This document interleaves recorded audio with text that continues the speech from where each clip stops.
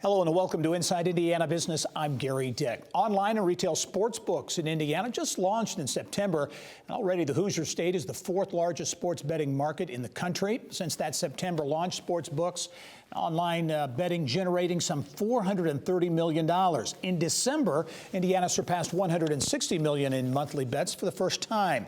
With more on the economic impact sportsbooks are having now and what might be next, including increased competition. Pleased to be joined by Casino Association of Indiana CEO Matt Bell. Matt, as always, welcome to the program. Thanks. It's great to be with you. All right, let's talk about the numbers. So 4 months since sports betting came to Indiana, $430 million.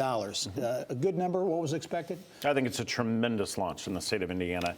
It shows that there was an untapped market, Hoosiers who wanted to enjoy their sports games by placing a wager on them. We believe that there was a thriving black market in Indiana.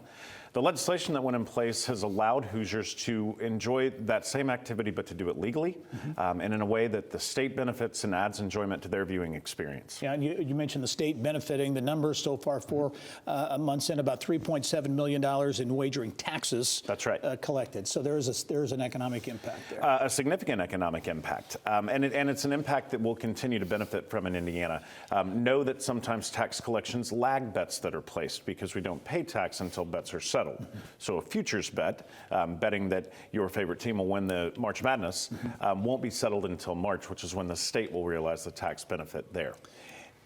Indiana gained an advantage by being among the first states to implement sports betting.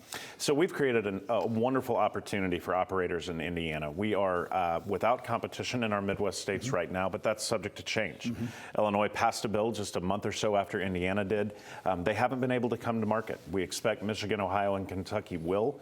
But really, I'm confident that what Indiana has done, both legislatively and from a regulatory standpoint, can provide a roadmap for other states looking to do this in the future, and the right roadmap to success. Well, as we were talking off camera, you talked about the framework that was created here by the legislature and others in putting this together.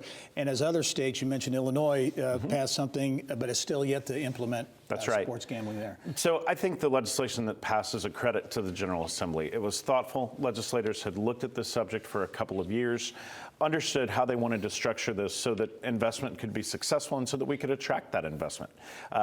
Fortunately, from my perspective, lawmakers in Illinois did not learn those lessons. They have a very expensive, government-centric regulatory and tax structure that's prevented folks from making investment to come to market. So that means we're seeing customers cross our Indiana border, visiting our great facilities in Northwest Indiana and in Southwest Indiana, because consumers like to wager on their favorite teams. We have an advantage right now, and our operators are really pressing that advantage. Still very new to this whole process, but so too very new is the online, of course, mobile That's right. Sports betting. Yet that accounted for about 68% of that number. It does, and we actually expect that percentage will grow. When we look at other states nationally, I think New Jersey is around 80% of all wagers placed are placed mobily. There are still partners who will come online in the coming months. Some of our operators have not opened their mobile sports platforms to date. I think as that becomes more prevalent across the state, and as folks become more comfortable with the mobile technology, you'll see that percentage grow even more.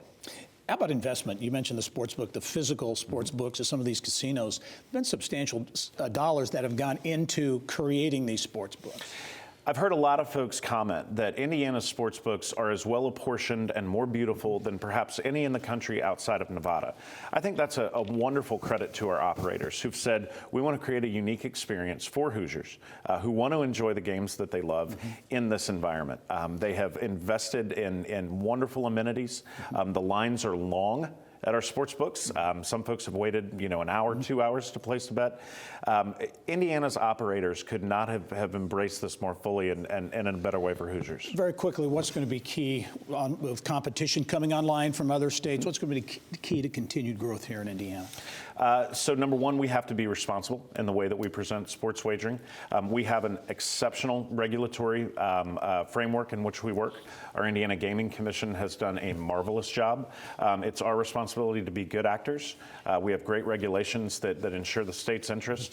I think our operators, with our regulators and lawmakers pave a way for Indiana to be successful and to lead. All right, Matt Bell, the CEO of the Casino Association of Indiana, big economic impacts, some numbers just released. Matt, as always, thanks for joining us. Thanks for having me, sir. All right.